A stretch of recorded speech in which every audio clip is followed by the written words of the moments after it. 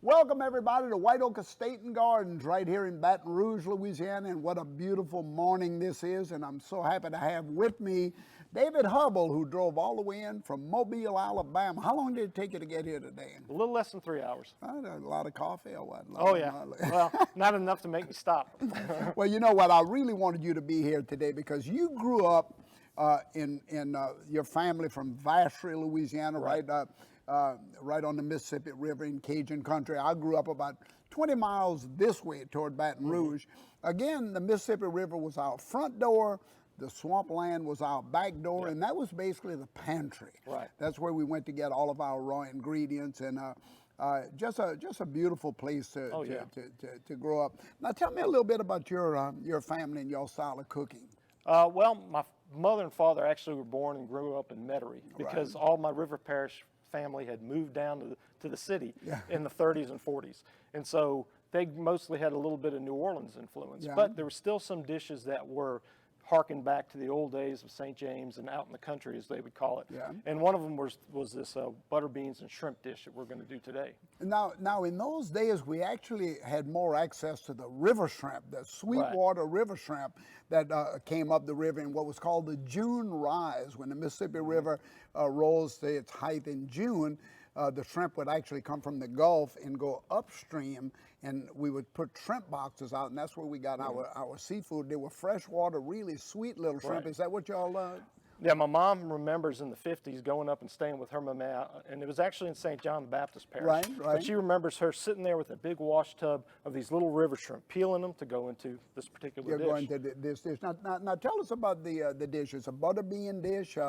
Butter bean, what's called butter beans and shrimp, but if you can see, in Louisiana, we call butter beans, really, they're baby limas. Yeah. So here you have the little baby limas, nice and green. This is the butter beans, and of course we used to shuck these on the back porch and get the beans out of there.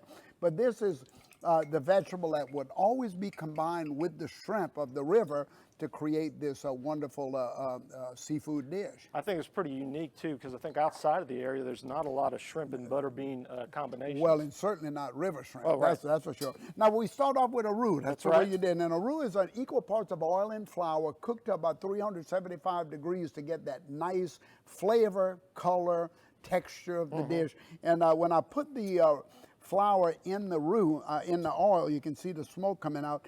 You're going to see the steam shoot out of the pot, and that's really what we're trying to do. You cannot brown wet liquid, so you have to kind of get it out of there. You see the steam coming out of that pot? Oh yeah. See that? So you want to get that, and I'm stirring it really nice, and it's going to brown really quickly. You see how it smells good already. Yeah, it really does. And the dark brown roux actually flavors, colors, but more importantly, it's a thickening agent, right? Right. Now, did y'all make your roux pretty dark, or did you? We do a light brown roux for this. Yeah. To that, we go ahead and add the onions. Well, what you might want to do is lift up a little bit of that and show it to the camera there, that color. That's a nice color right there. Take a look at that. See that? It's kind of that light brown color. Almost like oatmeal. Yeah, just about. Now, we want to stop the dish from browning anymore, so we stop it by adding the vegetable. Right. So you're going to go ahead and add your onions in. There you go. And now the onions are going to sweat in that roux really nice, and it's so hot, like like I say, 385 degrees right now.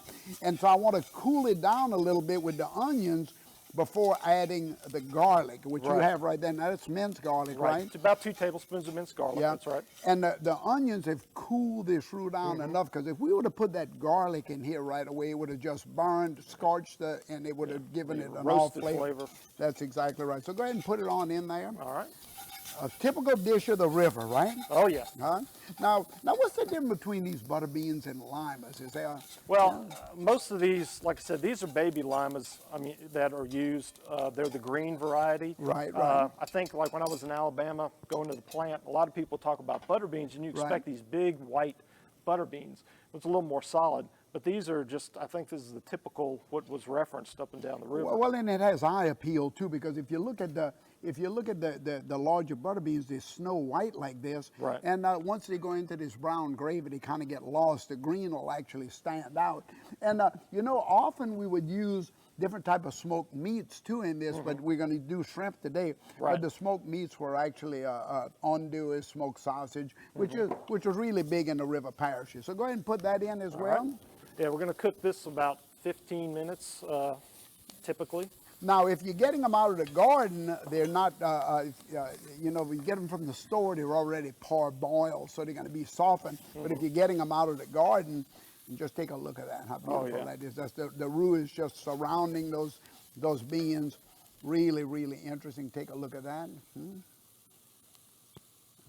Okay, good. So now we're going to go ahead and put that in. Now let's go ahead and put in the tomato and shrimp. Yeah, put a little bit of tomato in there too. Okay, and let's go ahead and get the shrimp in as well. Like you said, we would usually use a river shrimp. You want to just sacrifice half Yeah, of these? sacrifice half of them in there and a little bit more. About half of them. When I say sacrifice, I want the flavor of the shrimp to go in here and just cook away. But then later we want to add the rest of the shrimp right at the end. Go ahead and put your stock in. This is chicken stock we're using. Yeah, and of course you can add shellfish stock. And it is a stew, so you don't want it to be a soup. So you want to kind of look how that's thickening nicely right there. Oh yeah, it's action. Oh yeah, oh yeah. Let's get a good shot of that. How beautiful that is. And now we would cook this. I'll season a little bit with pepper, a little bit salt, a little bit granulated garlic going into it. And let's not forget. Yeah. A little cayenne. Go ahead and throw it in. And then you can add the rest of your green seasonings. I think everybody has the idea. Look how beautiful that is. Yeah, we got some thyme and oregano we're going to add in there. And throw in that parsley over there. And we would let this cook for about another, 15, 20 minutes. It's a long cooked dish if you're using the raw. If you're using the frozen, it's a much faster dish. And yeah, just throw the rest of your shrimp in. And of course, the stock from that shrimp is going to loosen this up, put all that seafood flavor in it. It's going to be beautiful. And y'all, that's what it looks like when it's done right there. Kind of toss that around a little bit. And see how nice and thick and rich that is? It's going to go on top of rice, so you can put it on. You can even put that in pasta if you want to. It looks really good. It looks really good. Anyway, thank you so much for coming on in today and creating another one of those great River Road dishes. Oh, I'm happy to pass it on to everybody. And hey, look, don't stay away too long. Oh, okay? no, it's Melly season. See y'all later, guys. Bye.